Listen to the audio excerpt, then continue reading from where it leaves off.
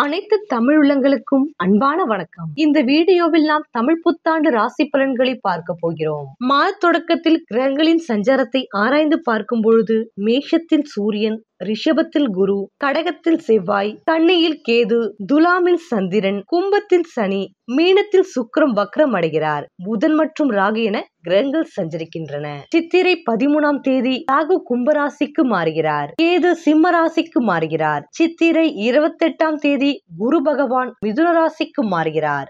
ஆனி 18 சனி பகவானின் வக்ரகதி ஆரம்பம். மாசி 22ஆம் தேதி சனி பகவான்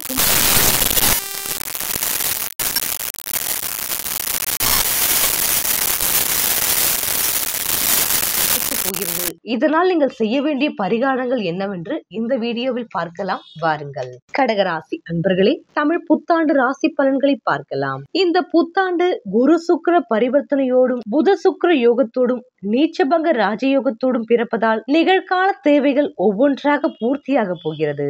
இந்த ஆண்டு ராகு கேது குரு சனி ஆகிய 3 கிரகங்களின் பெயர்ச்சி நிகழ உள்ளது.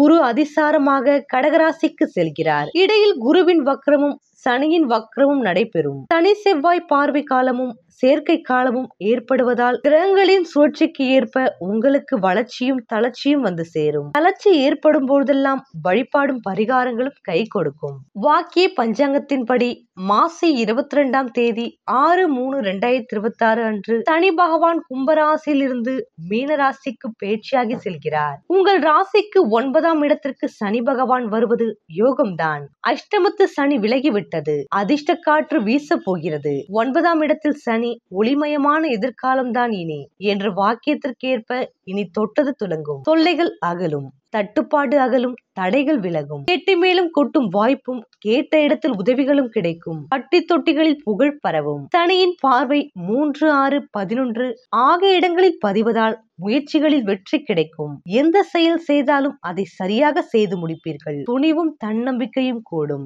தொடர்கதையாய் வந்த கடன் சுமை குறையும். சகோதரர்கள் உங்கள் குணமறிந்து நடந்து கொள்வார்கள். எதிர்காலத்தை பற்றி பயம் அகலும். உத்தியோகத்தில் உங்கள் திறமையை கண்டறிந்து பிற நிறுவனங்களில் இருந்து அழைப்புகள் வரலாம். இக்காலத்தில் சனிக்கிழமை தோறும் சனி பகவானையும் ஹனுமனையும் வழிபடுவது நல்லது. மேலும் வாக்கிய பஞ்சாங்கத்தின்படி இதுவரை உங்கள் ராசிக்கு 9ஆம் இடத்தில் சஞ்சரித்து வந்த ராகு 26/4/2025 அன்று அஷ்டமத்தில் அடியெடுத்து வைக்கிறார். இது அவ்வளவு நல்லதல்ல என்றாலும் மறைந்த ராகுவால் நிறைந்த தனலாபம் கிடைக்கும் என்பதால் பொருளாதாரத்தில் நிறைவு ஏற்படும். புதிய முயற்சிகளில் தடை தாமதம் ஏற்பட்டாலும் காரியங்கள் கடைசி நேரத்தில் கைகூடும். இது போன்ற நேரங்களில் சுப விரயங்களை மேற்கொள்வது நல்லது.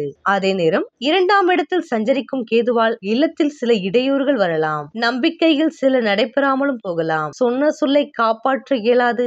தைரியம் தன்னம்பிக்கை குறையும். உறவினர்கள் உங்கள் குணமறிந்து நடந்து கொள்ள மாட்டார்கள். குடும்ப சுமை கூடும். யாரிடம் எதை பேசினாலும் வார்த்தைகளை கவனமாக வெளிப்படுத்துங்கள். கேதுவிற்குரிய தெய்வமாக விளங்கும் விநாயக பெருமானை தொடர்ந்து வழிபடுவதோடு திசை மாறி தெய்வங்களையும் வழிபட்டால் நற்பலன் கிடைக்கும். சர்ப கிரகங்களின் சார பலன் அறிந்து வழிபட்டால் அற்புத பலன்கள் கிடைக்கும்.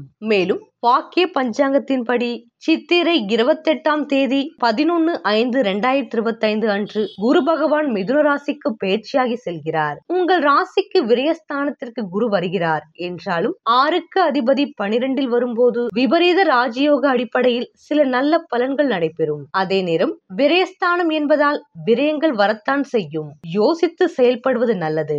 குருவின் பார்வை 4, 6, 8 ஆகிய இடங்களில் பதிகிறது. எனவே அந்த இடங்களுக்கு சூரிய பலன்கள் அதிகம் நடைபெறும். தாய் வழி ஆதரவு கிடைக்கும். இடம் பூமி வாங்குவது, வீடு கட்டுவது போன்றவற்றில் கவனம் செலுத்துவீர்கள். வாடகை கட்டிடத்தில் நடைபெற்ற தொழிலை சொந்த கட்டிடத்திற்கு மாற்ற முயற்சிப்படுவீர்கள். கொடுக்கல் வாங்கல்களில் இருந்த தேக்க நிலை மாறும். தெளிவு பிறக்கும். ஊக்கமும் உற்சாகமும் உள்ளத்தில் குடிக்கொள்ளும். வேலை தேடுபவர்களுக்கு நல்ல வேலை கிடைக்கும். உத்தியோகத்தில் உள்ளவர்களுக்கு உயர் அதிகாரிகளின் ஆதரவு திருப்தியை தரும். கேட்ட சலுகை கிடைக்கும். தொழிலில் ஏற்பட்ட இழப்புகளை ஈடு செய்ய புதிய வாய்ப்புகள் வந்து சேரும். வரவேண்டிய பாக்கிகள் வசூலாகும். உத்தியோகத்தில் இடமாற்றங்களை எதிர்பார்த்து காத்திருப்பவர்களுக்கு அது கைகூடும். ஒரு சிலருக்கு இழந்த பதவி மீண்டும் கிடைக்கும். இக்காலத்தில் குரு வழிபாடு எதிர்பார்ப்புகளை நிறைவேற்றும்.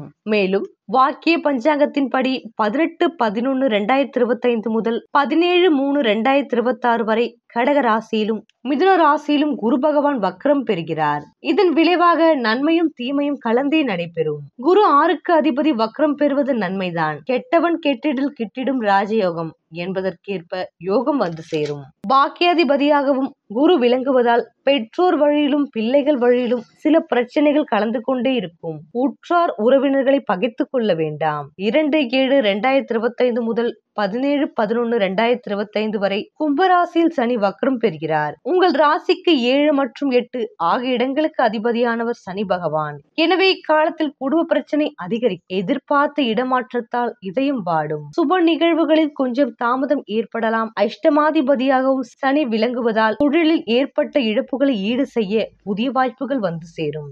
விரயங்கள் அதிகரிக்கும். பயணங்களில் திடீர் மாற்றம் ஏற்படும். மேலும் வாக்கிய பஞ்சாங்கத்தின்படி புரட்டாசி 22ஆம் தேதி 8/10/2025 அன்று குரு பகவான் கடகராசிக்கு அதிசாரமாக செல்கிறார். அதன் பார்வை பலம் கொஞ்சம் அதிகமாகவே இருக்கும். உங்கள் ராசியிலேயே உச்சம் பெற்று குரு சஞ்சரிப்பதால் துன்பங்கள் துள்ளி ஓடும். இன்பங்கள் இல்லம் தேடி வந்து சேரும். இருக்கும் இடத்தாலும் பார்க்கும் இடத்தாலும் பலன் கிடைக்கும். உத்தியோகத்தில் அதிகாரம் அந்தஸ்து கிடைக்கும். நீங்கள் தேர்ந்தெடுத்த களம் எதுவாக இருந்தாலும் அதில் வெற்றி கிடைக்கும். சேமிப்பு உயரும். திருமணம் கைகூடும். பெற்றோரின் ஆதரவு உண்டு.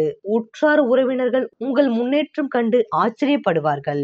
குடும்பத்தை பற்றி பார்க்கலாம். இதுவரை லாபஸ்தானமாகிய ரிஷபராசியில் சஞ்சரித்த குரு பகவான் 28ஆம் தேதி 11/5/2025 விரயஸ்தானத்திற்கு மாறுகிறார். அதே தருணத்தில் அஷ்டமஸ்தானத்தில் சனி ராகு சேர்க்கையும் ஏற்படுகிறது. மார்கழி 6/21/12/2025 தேதியன்றுதான் குரு பகவான் மிதுன ராசிக்கு மாறுகிறார். ஆரோக்கியத்தில் கவனம் இருத்தல் அவசியம். சிறு உடல் உபாதையினாலும் மருத்துவரிடம் காட்டி ஆலோசனை பெறுவது நல்லது. எத்தகைய தருணங்களில் நம் வாழ்க்கையில் எந்தெந்த அம்சங்களில் நாம் எச்சரிக்கையுடன் இருந்து கொள்ள வேண்டும் என்பதை எடுத்துக்காட்டி உதவும் கால கண்ணாடியாகவும் நண்பனாகவும் திகழ்கிறது ஜோதிட கலை. வருமானத்தை விட செலவுகளே அதிகம் இருக்கும். ஆண்டின் ஆரம்பத்திலிருந்தே சிக்கனத்துடன் செயல்படுவது நல்லது. பண நெருக்கடி ஏற்படாமல் இருக்க உதவிகரமாக இருக்கும். குரு பகவானின் நிலையினால் நெருங்கிய உறவினர்களுக்கிடையே ஒற்றுமை குறைவு உண்டாகும். ஒருவரை ஒருவர் விட்டு கொடுப்பதும் சற்று அனுசரித்து நடந்து கொண்டால் குடும்ப அமைதி பாதிக்கப்படாமல் இருக்கும். 8ஆம் இடத்தில் ராகு மற்றும் சனி பகவான் சேர்க்கை உள்ளதால் இரவு நேரங்களில் வாகனம் ஓட்டுவதை தவிர்ப்பது நல்லது. சூட்சம ஜோதிட கிரகங்களில் சனி ராகு சேர்க்கையின் போது ஏற்படும் தோஷம் இரவில் 10:30 மணிக்கு மேல் அதிகாலை 4:30 மணி வரை அதிக வீரியத்துடன் இருக்கும். அதனால்தான் பெரும்பான்மை பெரிய விபத்துகள் இத்தகைய இரவு நேரங்களில் நிகழ்கிறது. கூடிய வரையில் அதிக உழைப்பை குறைத்துக் கொள்ளுங்கள். உத்தியோகத்தை பற்றி பார்க்கலாம். ஜீவன காரகரான சனி பகவான் ராகுவுடன் சேர்ந்து ஆயுள் ஸ்தானமாகிய 8ஆம் இடத்தில் இணைந்திருப்பது அன்றாட கடமைகளில் நீங்கள் கவனமாக இருக்க வேண்டியதன் அவசியத்தை கூறுகிறது. சித்திரை 28/11/2025 தேதியிலிருந்து சனி பகவானுக்கும் ராகுவிற்கும் குரு பகவானின் பார்வை கிடைப்பது தோஷத்தை குறைக்கிறது. இருப்பினும் மேலதிகாரிகளுடனும் சக ஊழியர்களுடனும் அனுசரித்து நடந்து கொள்வது அவசியம். மேலும் ஒரு முக்கியமான அம்சம் என்னவென்றால் சக ஊழியர்களின் சொந்த பிரச்சனைகளில் நீங்களே ஈடுபடுத்திக் கொள்ளாமல் இருப்பது மிகவும் அவசியம் என்பதை இப்புத்தாண்டின் கிரக நிலைகள் வற்புறுத்துகின்றன. தொழில் வியாபாரத்தை பற்றி பார்க்கலாம். வர்த்தக துறையுடன் நெருங்கிய தொடர்பு கொண்டவை சனியும் ராகுவும். தற்போதுள்ள கிரக நிலைகள் சாதகமாக இல்லை. இந்த கிரகநிலை மாசி 21 மார்ச் 5/3/2026 தேதி வரை நீடிக்கிறது. அதன் பிறகு கிரகநிலைகள் படிப்படியாக அனுகூல நிலைக்கு மாறுகின்றன.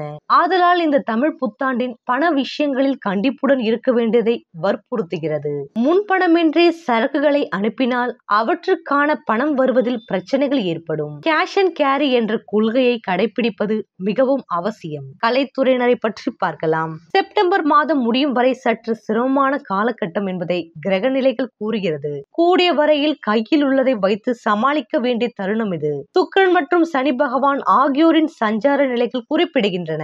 குறிப்பாக திரைப்பட துறையினருக்கு சற்று தாராளமாகவே செலவழிப்பது பழக்கத்தில் வந்துவிட்டது. இது ஏன் கூறுகிறோம் என்றால் இப்புத்தாண்டு முதல் 6 மாத காலம் உங்களுக்கு கிரக நிலைகள் அனுகூலமாக இல்லை. அதிலும் குறிப்பாக பண விஷயங்களில் நீங்கள் அஜாக்கிரதையாக இருக்க வேண்டியதன் அவசியத்தை கிரகங்கள் உங்கள் நன்மைக்காகவே எச்சரிக்கை செய்கிறது. அரசியல் துறையை பற்றி பார்க்கலாம். புரட்டாசி மாதம் முடியும் வரையில் உங்களுக்கு கிரக நிலைகள் அனுகூலமாக இல்லை. மேல்மட்ட தலைவர்கள் வரவிருக்கும் தேர்தலில் எவ்விதமாவது வெற்றி பெற வேண்டும் என்ற ஆர்வத்தில் உங்களை கட்சியில் இருந்தே விலக்கிவிடலாம் என்ற எண்ணத்தில் இருப்பதை கிரக நிலைகள் எடுத்து காட்டுகின்றது. அரசியலில் வெற்றிக்கே முதலிடம், நன்றி என்ற சொல்லிற்கே அரசியலில் இடமில்லை. இந்த உண்மையை நீங்கள் எந்த அளவிற்கு உணர்ந்து கொள்கிறீர்களோ அந்த அளவிற்கே அரசியலில் வெற்றி அடைய முடியும். மாணவ மாணவியரை பற்றி பார்க்கலாம். இப்புத்தாண்டு முழுவதிலும் புதன் ஓரளவு உங்களுக்கு அனுகூலமாக சஞ்சரிப்பதால் கல்வியில் நல்ல முன்னேற்றத்தை காண்பீர்கள். பாடங்களில் மனம் எவ்வித சபலமும் இல்லாமல் ஈடுபடும். கூடிய வரையில் சக மாணவர்களுடன் நெருங்கி பழகாமல் இருப்பது உங்கள் எதிர்காலத்திற்கு நன்மை செய்யும் என்பதை சனி ராகு சேர்க்கை உறுதி செய்கிறது. பெண்மணிகளை பற்றி பார்க்கலாம். பெண்களின் நலனிற்கு பொறுப்பேற்றுள்ள 2 கிரகங்களாகிய குரு சுக்கிரன் இருவரில் சுக்கிரன் மட்டும் இவ்வாண்டு முழுவதும் அனுகூலமாக சஞ்சரிக்கிறார். இம்மாதத்திற்கான பரிகாரம்: திருநாகேஸ்வரம், திருக்கொள்ளிக்காடு, திருநள்ளாறு, திருப்பாம்புரம், நாகமாங்கலா இவற்றில் ஒரு திருத்தலத்தையாவது குடும்பத்துடன் சென்று தரிசிப்பது கால சிறந்தது.